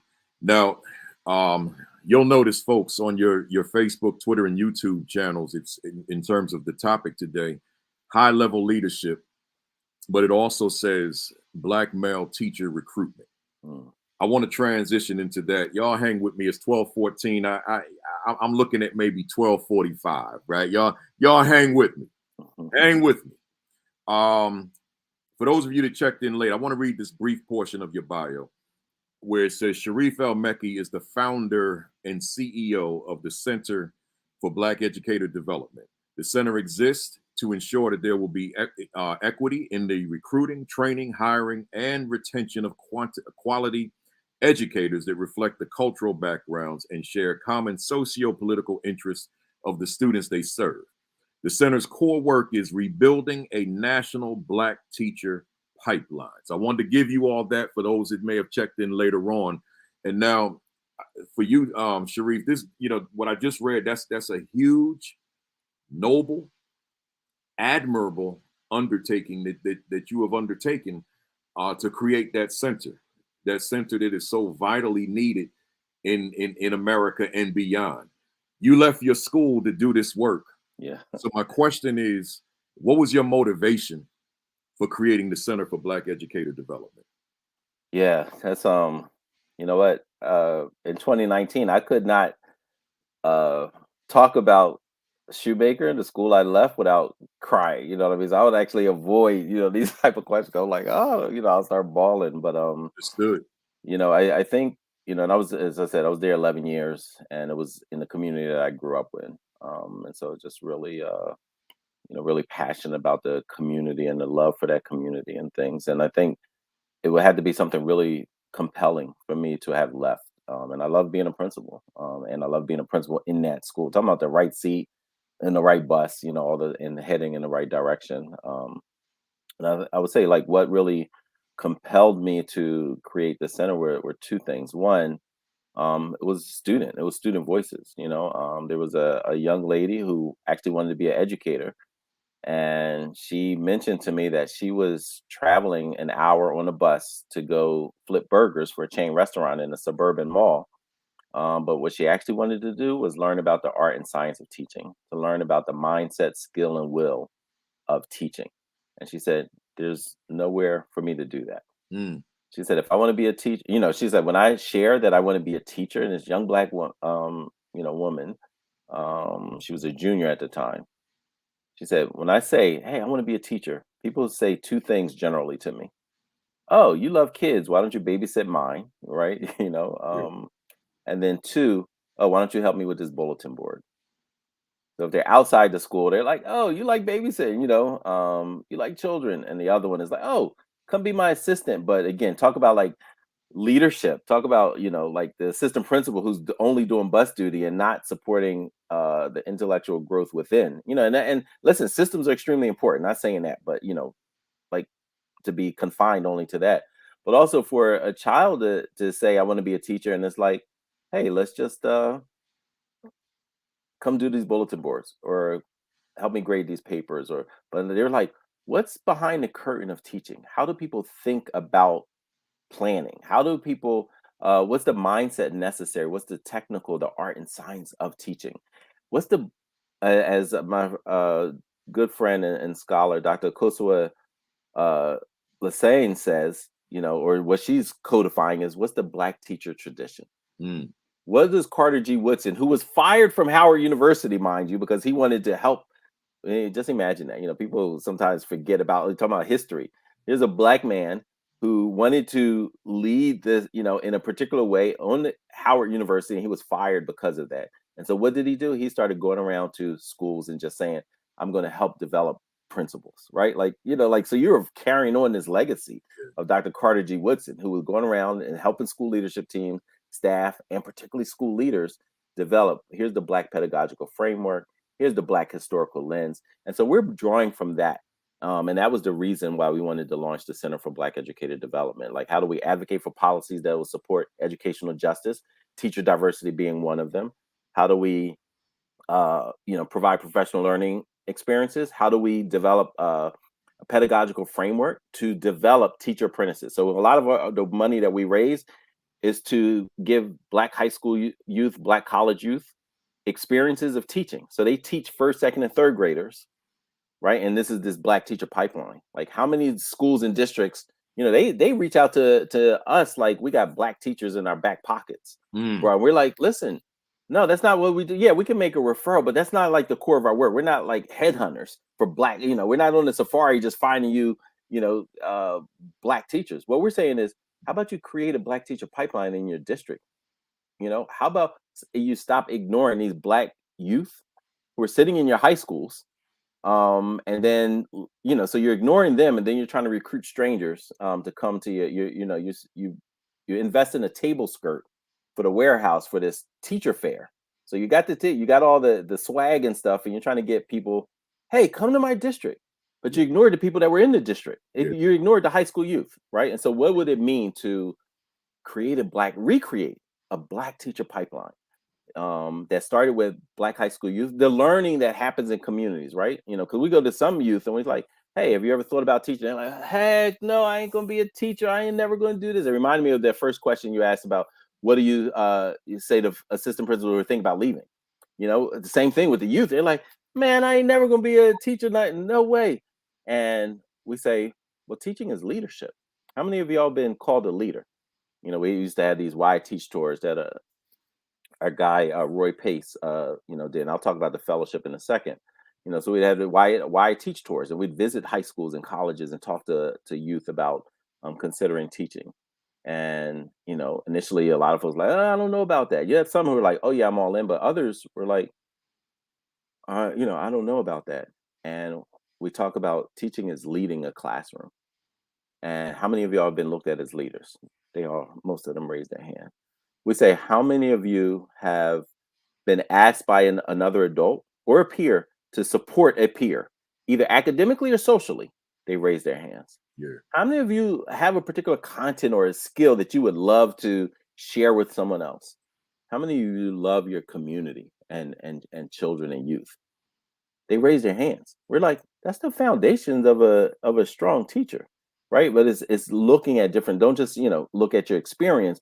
Look at how have Black people looked at education, how have they look at the how you and how many of you are believe in social justice? Raise your hand, right? And so we talk about, okay, there's a connection between that racial justice that you are passionate about fighting for as a youth, that activism, and connect that to educational justice because they're inextricably linked. You Mm. can't pursue educational justice without pursuing racial justice. And there's no such thing as racial justice without educational justice. Our friend Dr. Chris Emden, says, he would come to the Black male educator convenings and he would say, like, listen, we have to recognize that recruiting Black youth to become teachers, sometimes it's like recruiting them to return to the scene of Mm. a crime committed against themselves. And some of our youth would talk about that. Like the experience I'm having right now as a student does not make me want to even consider coming back to this place. Yeah. And we say, two things that seems to resonate deeply. One, consider becoming the educator you wish you had and knew you needed. Yeah. So because you had a negative experience, don't totally take it over. At least think about it, And listen, we're going to support Black youth in whatever it is that they want to do. But the idea of having a conversation about what it means to lead within communities and what the Black teaching tradition has always meant in our community is the work and not just the job, right? So don't reject it based off of the job that you see people doing, as you're a student, but also connected to the work. But then also we think, and this is back to your original question about what do you tell an AP that's leaving? How many of y'all have younger people that you love and care about who might be in that same seat that you might have a opportunity to impact and change so that it is different than what you experience? Almost every hand, would come up. And I think that's why we've had this response from Black youth to become teacher apprentices in our Freedom Schools Literacy Academy, which we just are starting to hire for now. Matter of fact, we have in person in Detroit, Philadelphia, and Camden, but we Mm. have virtual. Last year, we had almost 100 high school Black youth, high school and college, who were teacher apprentices for us. And what they did is intergenerational, based off that Freedom School model, Black liberation, Black independent school model, community model, intergenerational, Black high school youth, Black college youth, teaching first, second, and third graders, Mm. literacy, positive racial identity development, and some kind of educational activism project. That's the core, the core group of teaching experiences. And this is why we wanted to, create the center. And then just quickly, the second piece is in 2014, launched the fellowship Black Male Educators for Social Justice, very particularly around Black men. Some Black men have been reaching out to me, as a fellow at the U.S. Department of Ed, we all had this, this project, that we were going to do. In mine, I wanted to really focus on and support Black men in education and what that experience was like. We know it's less than 2% of public school teachers are Black men, but I also knew that there's so many Black men who are adjacent to schools. As an elementary school student, I was blessed to have, and my favorite teacher was a Black man, Baba Changa, but also had other great ones like Baba Chavis and Baba Jehudi, who were a part of our school in Nathamu Sasa. And that was not the same for so many experiences. And so many Black men were like, hey, I'm thinking about leaving. And like, hey, it's only a few of us. Let's get together. And again, back to that community, we started working together at the fellowship, and then it grew into something much more powerful, where we started really trying to support and encourage and motivate and inspire other groups to create these fellowships wherever they were. They may not be in your school, but as you said, the internet is here. Find your tribe. And that's what we really supported folks in doing. And so we wanted to continue the work of the fellowship, creating community. But most importantly, we're like, you know what, without a pipeline, it's not going to be enough. And so that's why we committed to becoming this, supporting this Black teacher pipeline through Freedom Schools Literacy Academy, in which I hope some of your audience, if you know Black youth in high school and college who are interested and open to this idea of teaching, we have a paid apprenticeship that we're recruiting for now. Give them, instead of me waiting to the end, how can they get in touch with you so that they can have that dialogue? Sure. Absolutely. So we can be found at www.thecenterblacked.org, www.thecenterblacked.org. blacked.org. Info at the center, blacked.org. I'm sorry. Uh, and yeah, please reach out. Our website, we're very interactive. We're on all the other platforms: Facebook, Twitter, Instagram, as well as LinkedIn. And we're happy to, engage. We have some videos up that you can see on our YouTube channel where we, have clips of what the experience looks like.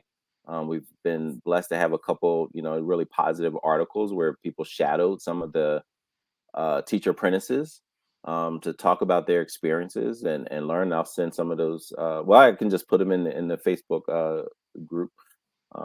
But yeah, we're looking forward to engaging more. And as I said, we're in person, but we also have that virtual experience, as as you mentioned. This, how do you build community? And we didn't have that before the pandemic. We were only in person, and then we started doing it virtual. The last Monday of every month, we have Dr. Greg Carr out of Howard University, who leads a seminar. We're diving into the lost education of Horace Tate, kind of book club seminar, and youth activism for Black youth, as well as adults who are just interested in having kind of a book study, but connecting the dots. And this is all part of engaging, building community, and speaking about how the purest form of activism is teaching Black children well, because that's the Black teaching tradition. Sounds like a very rich experience that any young Black male could benefit from if they took advantage of this opportunity. This sounds like something I certainly would have benefited from. Yeah, me too. When I was a rookie trying to figure it out back in the 80s. Mm-hmm. I've said this before on this platform, but I'm going to say it again. My biggest regret in leaving my principalship, there are several regrets. I'm extremely passionate about the work I do. Mm-hmm. But my regret, the biggest regret, is I created an after-school program called Future Educators of America. And it was interesting the way I created it. I jumped on the PA system one day, late in the day, and just said, look, anybody in this building who has ever considered becoming a teacher, I want to see you. And I was shocked of the volume. I had a huge office, and I was shocked by the volume of students that came down. We couldn't fit them in the office. Mm-hmm. Went up to the cafeteria, and I said, look, I want to see how committed you are. I'm starting a club, an after school club, Future Educators of America. We're going to use one of the books I wrote as a standard text, Handbook for Teachers of African American Children. And they committed to it. And we would meet, read through the book, go to various different conferences. And I say regret for this reason. A lot of those young people, they're teachers. Mm-hmm. And they're secondary teachers. I was a secondary principal. And I could have hired probably a good number of them over the years to be a part of me. And, that's one of those once in a lifetime experiences most of us will never have, that you groomed a youngster beginning in 9th grade to become a teacher. And then 8 years later, that young man, that young woman is on your staff as a teacher. So as you said, the future teachers that we're all looking for, the future Black teachers we're all looking for, they're sitting in your classroom. Sitting right there. But there's no one tapping into them. And for whatever the reason, I just had, just had that vision to go on that PA and see who was in the school. See, a lot of times we don't investigate who's sitting in that school, whether it be as future teachers or future whatever. We tend to speak so generically. And here, in terms of specificity, they were sitting right up under my nose and didn't even realize it. Yeah, because they're under the nose, and we're looking out there like, hey, how do we get somebody to come here? Yeah, they're right there. Yeah, man. Listen, we have so much in common. That's why I've just always loved, just conversing with you. I think I first cornered you in San Diego, while you were trying to eat lunch, after you had spoken. Like, I would just go up to, as an introvert, it was hard to do, but it was also, I felt compelled to do it, and I think these are, just your life experience, your lived professional and personal experience that I benefited from. And I'm sure so many people, I know that so many other people, benefit from. And I think, like what you said resonates so deeply with me. Like that's my biggest regret. As I was leaving, we had just hired two of our, alumni to work as shoemaker. One as young black sister as the 10th grade math teacher. The other one was a special ed teacher. And now when I look back, this is, I retired from the principalship in 2019. Right now, there are about 10 alumni who are, you know, uh, either working in school or working towards, coming to the school or, an adjacent school.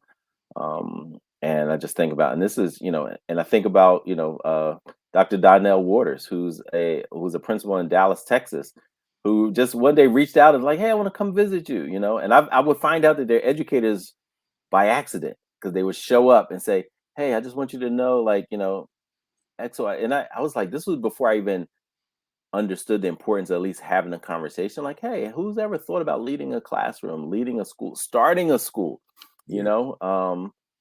Before I was, you know, kind of had connected the dots between all of this, and some of the things that we had did inspired them, touched them, where they say, you know what, that's what I want to do. I can see myself, there. So when he says like, yeah, I'm a principal in Dallas, Texas, and I'm like, what? Or Yeah. Terrence Williams, who was one of my teachers, I find out, that he's a teacher, elementary school teacher. And, recently Philadelphia Chalk Beat, they wanted to do they were doing an article about,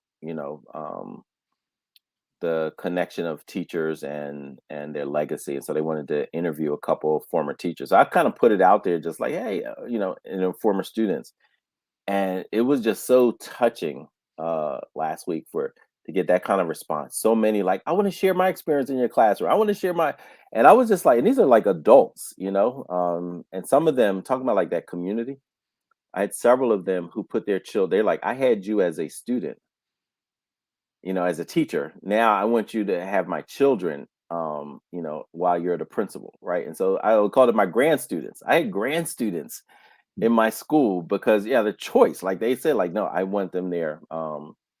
And it's just humbling. But I think that's any type of leadership role in our communities, that civic leadership, um, that again is part of the work and not just the job. Yeah. I love it. Before, because I know we're running late, but before we get to the rapid fire questions, as a matter of fact, I'm skipping a question because of time, but let me throw this question at you. As you said, there are less than 2% of the total teaching force across America are Black men. Some people, depending on who you talk to, some people take that down to 1.2, 1.3, Hmm. 1.4, but we know it's less than 2% of Right. all teachers are Black men. My question to you is why, outside of salary, why don't we want to teach? Or is it salary? Yeah. No, I would say a couple things. One, interesting enough, more Black men want to teach than we recognize. Mhm. You know, even as a principal, and I'm sure you saw this too, the amount of Black men who were adjacent to schools, and it couldn't just be salary because they weren't in super high paying jobs. They were doing social work jobs. They were doing in Philly, we call it TSS, therapeutic staff support, where behavioral health systems. They were like, they were like sometimes following a kid around, all day, because that's what the mobile therapists said that the child needed. Many they were in those type of roles. They were doing a lot of adjacent stuff. They're coaching in all type of spaces, right? And so the children, the youth, the communities. And then when I also look at Dr. Ivory Tolson, who did some work, Terrence, oh my, He's right there. That's why I put him up there. that caught me off guard. Hey Terrence, it's good to see, it's good to see you, bro. Um, sorry, that caught me off guard. Yeah, yeah. I Yeah, saw. I love every job that I left, I loved the job that I was doing before. I loved being a teacher, then I love being a principal, and now I love where I am now. But Dr. Ivory Tolson did research, and he showed that Black men in HBCUs teaching is actually the number one job profession. that they aspired or interested in. Number one. So what happened? So it's something beyond salary because they know about the salary before then, Yeah. right? I think Dr. John King used to talk about this invisible tax. You talked about being relegated to being a disciplinarian. How many of them are really kind of recruited to police children who look like them? Like, oh, these black boys, we don't bang with them. We don't like them. Actually, we actually have a little, maybe a lot of contempt towards them for them. But you made it through the process in some kind of way. So why don't you come police them? Because how do the HBCU, black men who attend HBCUs, and I don't remember the numbers, but you look at the number of Morehouse graduates who are actually in education, and they didn't even have an education program, mind you. Like Dr. Nina Gilbert is building one now with her team. Mm. They didn't have a education major. Wow. So how is it that so many of them end up leading within the educational system? Yeah. Dr. Ivory Tolson work saying this HBCUs is, HBCU attendees around black men, education is their number one, kind of career interest, to less than 2%. And so we have to look at just how black boys, black men are looked at.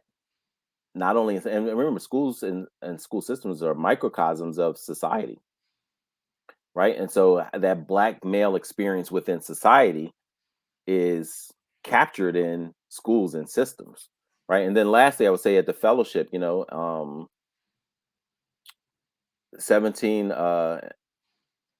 black men from all around the country, but we're all in Philadelphia and Camden area.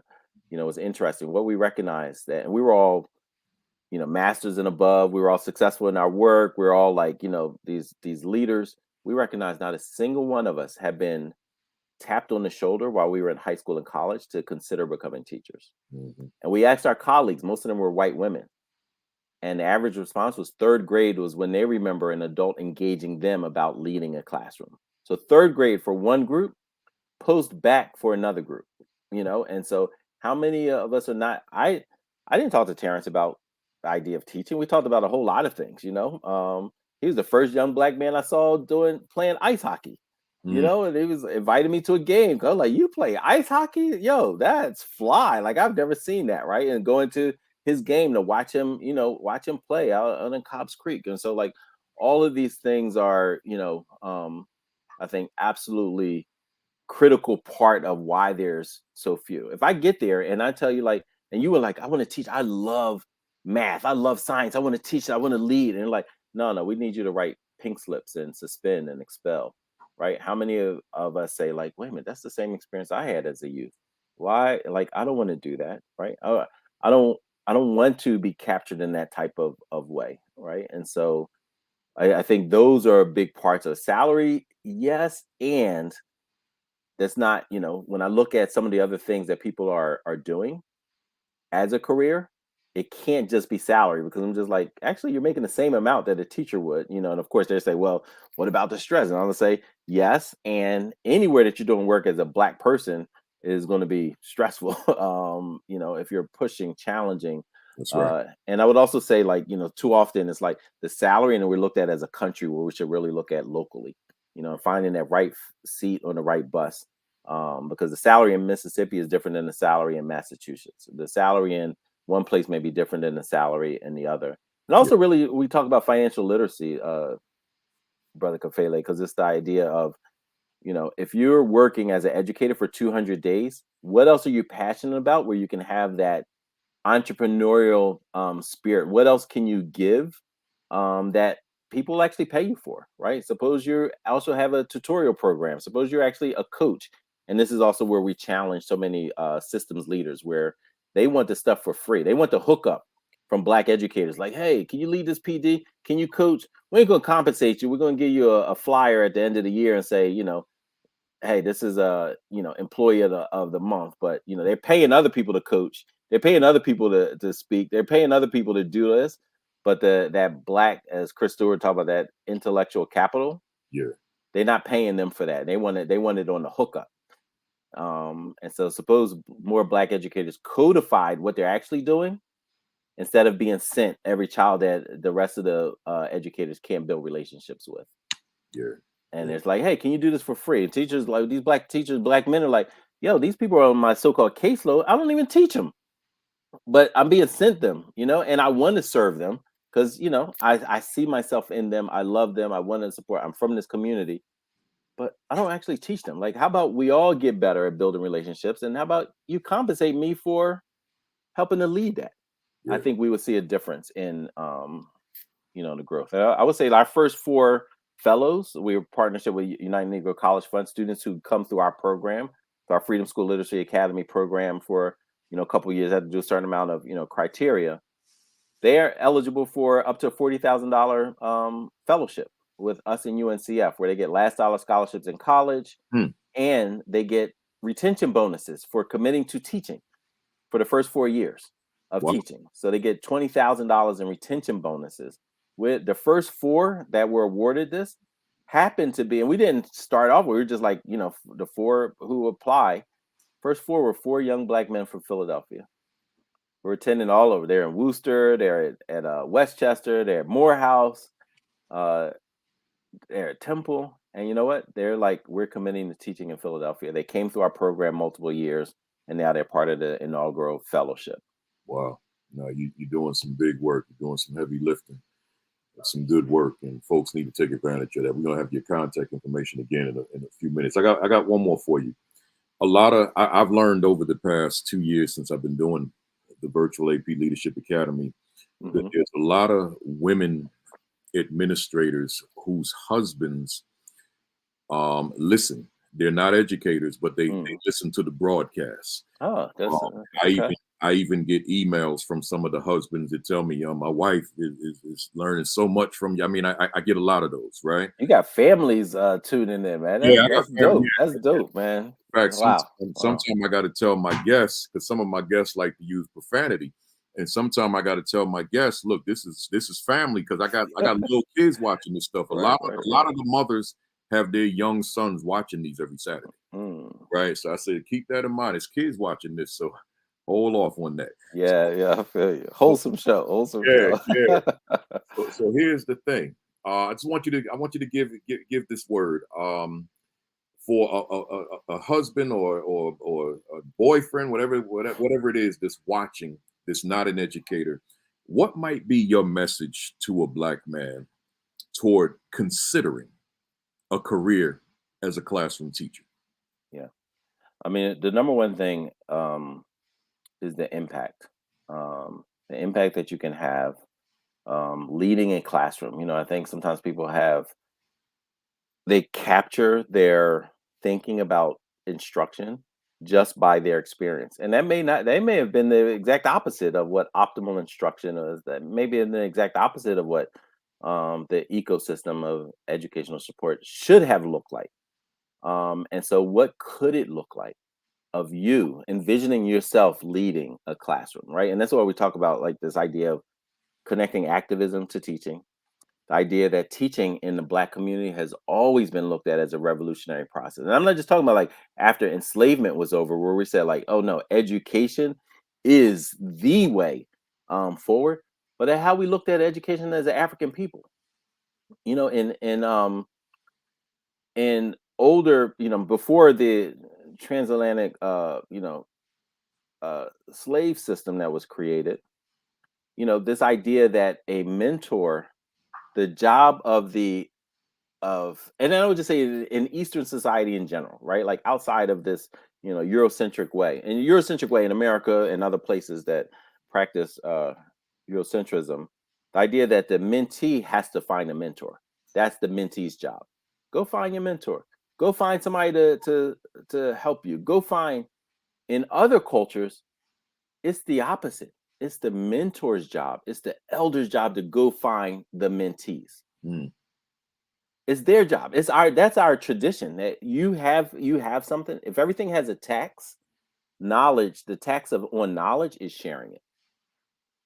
And that's our tradition, right? And so actually leading a classroom is closer to our tradition, leading students, helping this next generation, but also protecting the next generation. Because yeah, what's more important than the intellectual spiritual, emotional, cultural development of the next generation. Yeah. And we can go as much as we want of looking at the youth and saying, oh, they're terrible. Oh, they're this. Mind you, the generation above you said the same thing about you. And we challenged and pushed and said, like, no, this is because you're not listening to me. Right. And so then beyond that, what does it mean within a school system? And who's going to protect, who's going to be the vanguards for our children? Yeah. Are we always going to just say that's somebody else will do it?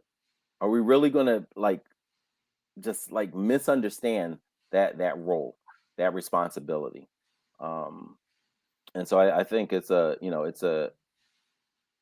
hugely important undertaking, but also just the understanding. And those of you who are if you're partners, if particularly I'm talking to the brothers, if they are leading schools and leading classrooms, try to understand, and be as supportive as possible. It is, yes, it's one of the most rewarding and it's one of the most challenging. And this was before the pandemic.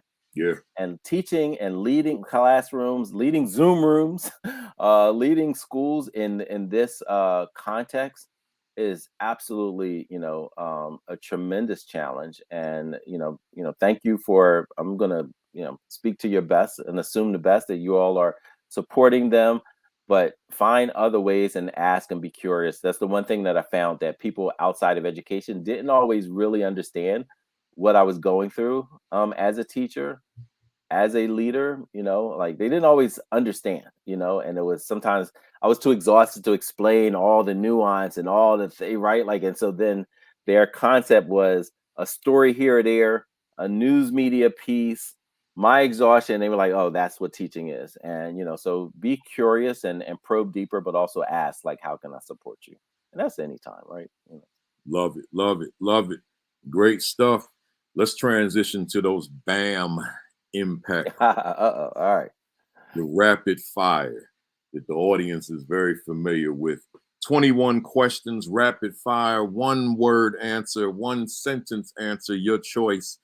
Most folks struggle with this, but let's see. I can imagine. I can imagine. Here we go. Is education on the right path for underserved children? No, for the most part, we're not. Can true equity occur in America's schools for Black, Brown, and other underserved students? I think as communities, we need to build our own schools with students, Black and Brown, Indigenous students, success in mind initially. I think that's not how it is now. Does your work, when I say your, I mean Sharif El Meki, does your work contribute to the progress we desperately need? Almost. We're getting there. If you could do a reset on your life, would your line of work be different or the same? It would be the same. Why do you continue to do this work? I love my people. I love my community. What fires you up within the work that you do? What fires me up is knowing that the next generation, the next part of the battle, is going to be important. I'm interested in winning this war, and so it's long term. What do you love about the work you do? I love the community. I love being in community. I love serving community. I love learning from the community. I love being surrounded and embraced by the community. It's yeah. What do you dislike about the work you do? I dislike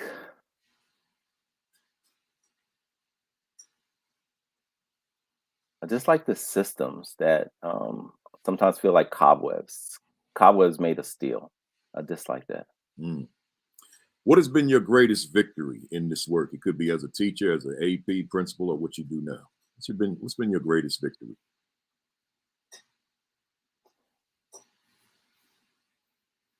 I think becoming a teacher was my greatest victory. Understanding that role and actually becoming a teacher.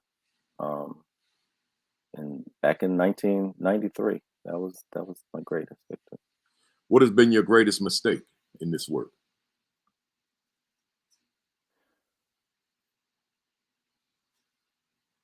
So many.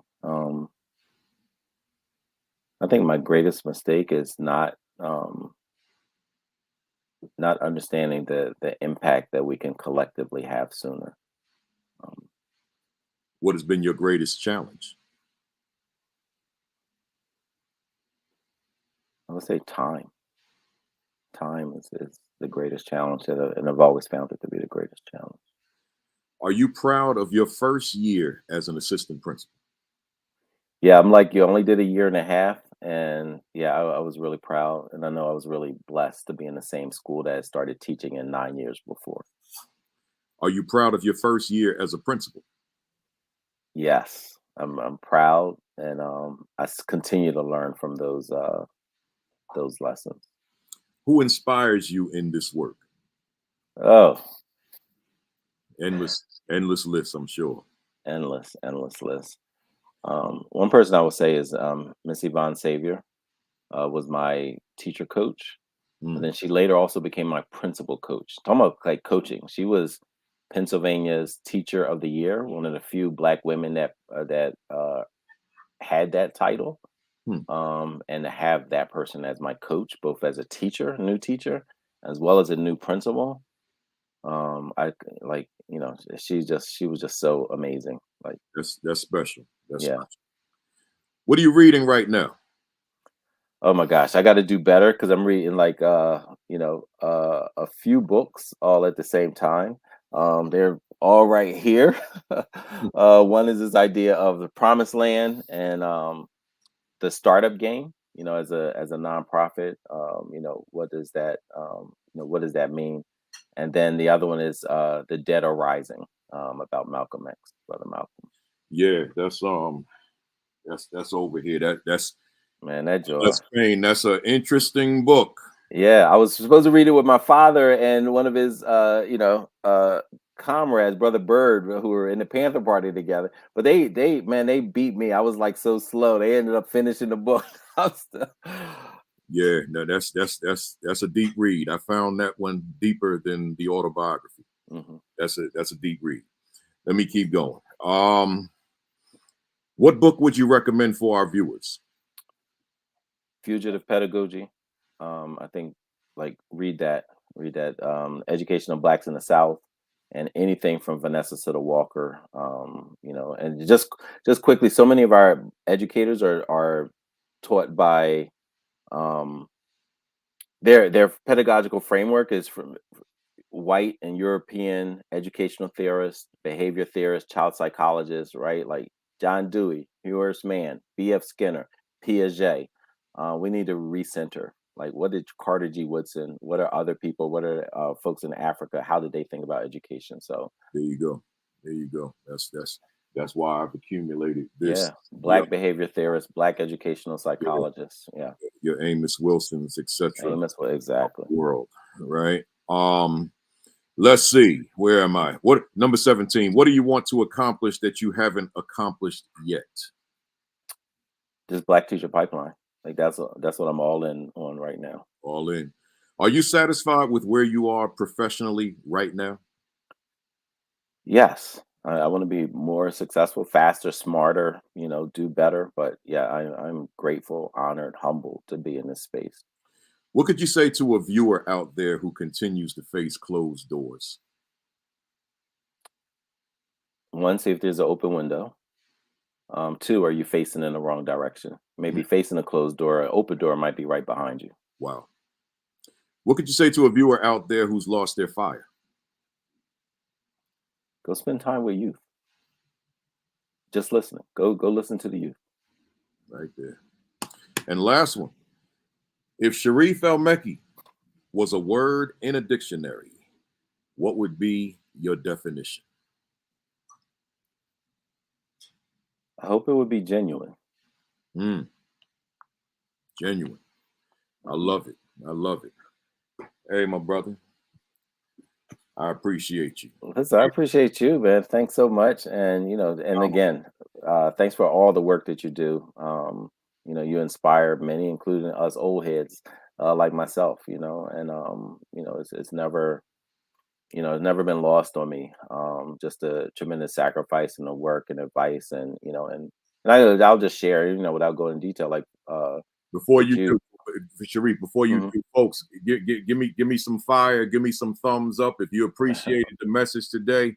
Give us whatever emojis you like. Give it, but I like that fire one. But let us have it. Let them know that you appreciated what was said. Go ahead, Sharif.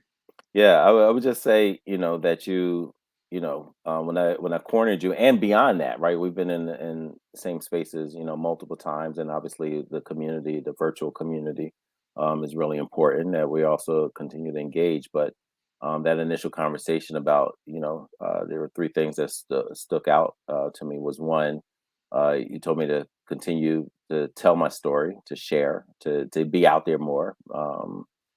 The second one was this idea of self care, and how important that was, and not to get lost.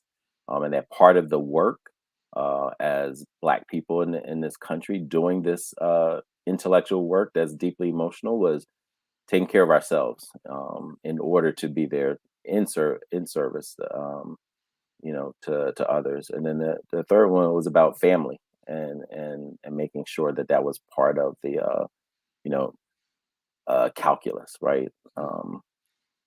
So yeah. Yeah, well, I appreciate that. Thank you. Tell the folks again how they can reach you, learn more about the center, and Yeah, you can follow find. you on Twitter and all that kind of stuff. Oh yeah, absolutely. We're on Twitter, Facebook, Instagram, as well as LinkedIn. Uh, Black Center Ed, the Center Black Ed. I'm so sorry. And the website www.thecenterblacked.org. You'll also find us at info@thecenterblacked.org. And if you put in Center for Black Educator Development, it will inevitably take you to the spaces. Look up the resources tab. Check out our Freedom School videos to take a glimpse of what we're doing, as well as roles, because we are actively recruiting for this summer's Freedom School Literacy Academy. Coaches, high school youth, college youth, as well as parents who want their first, second, or third graders involved in our program. So, really grateful for this platform, for the invitation, Oh yeah. and then just being in community, with you. Really, really grateful for your work. Yes, sir. Likewise.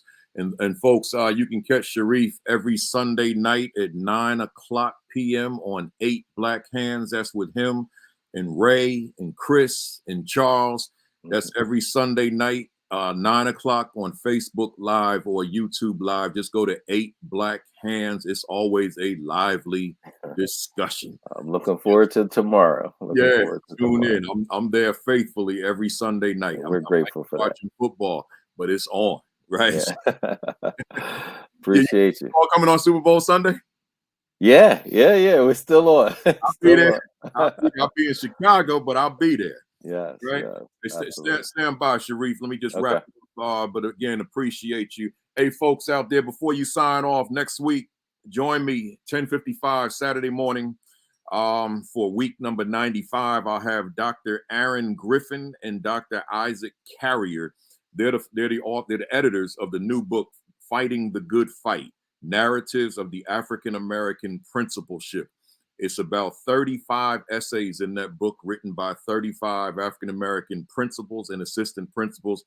I wrote the cover endorsement, so I endorsed the book. So they'll be on next week. So tune in, tell a friend and tune in. Sean Hurt is back, and he was strong this morning. So Principal Sean Hurt is every Saturday, 10 o'clock.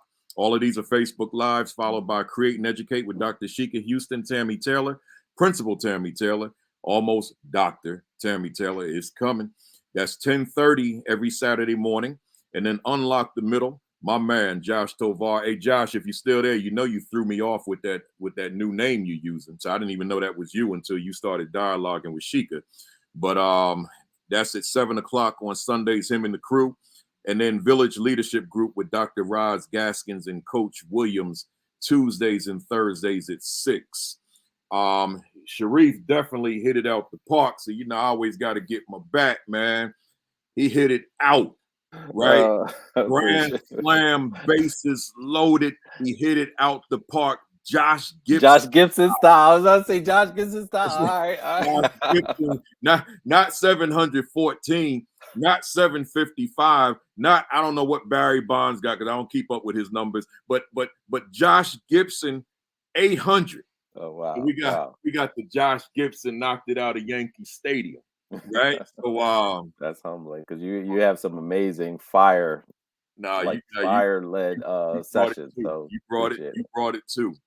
Hey, y'all, make sure you subscribe to this channel on YouTube, even if you don't watch it on YouTube, so you can get the other videos at Virtual AP Leadership Academy. And then subscribe to my new channel, School Talk, which comes on Thursdays, and I'm available, really. I think my next guest, though, he was on here earlier. I don't know if he's still here, but Joe Truss, Truss, Joe. Yes. You know Joe, okay. Oh yeah, look him up, y'all. Like, yeah, they Yeah, as a prelude, they can get on Twitter and follow him too, because he follow him brings it as now. well. Yeah. Yeah, Joe Truss will be with me on February I think it's like the 28th. It's the last Thursday of the month. So Okay. he'll be on with me, and then we got some other folks coming next month.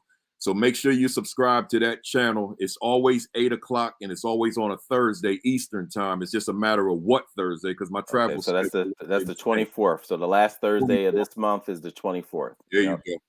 So Yeah. look out for that. I'll be posting about it, but look out. Vincent Stallings said Barry Bonds was 762.